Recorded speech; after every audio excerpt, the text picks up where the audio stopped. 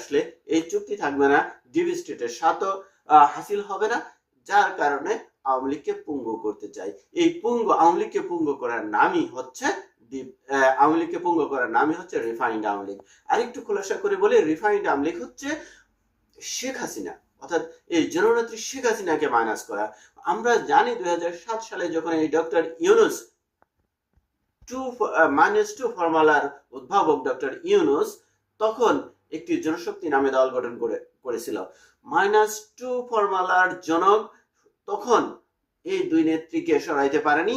এখন আমাদের এক নেত্রী পাস হয়েছেন, আরেকজনকে এখন মাইনাস করতে পারলে তাদের স্বার্থ হাসিল হয়।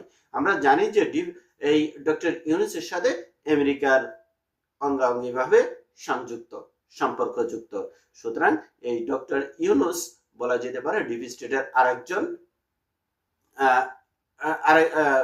ডিপ স্টেট, অর্থাৎ আমেরিকার যে কুচক্রী যে চিন্তা, সেই চিন্তার আরেকজন হলো এই ডক্টর ইউনূস, যার মাধ্যমে বাস্তবায়ন করতে পারে।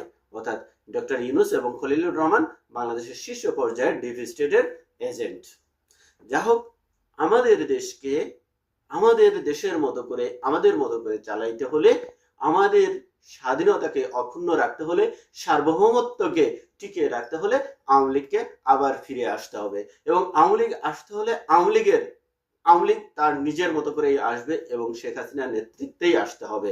এর বাইরে যারা চিন্তা করে অ্যাকচুয়ালি তারা কুচক্রী, তারা ষড়যন্ত্রকারী।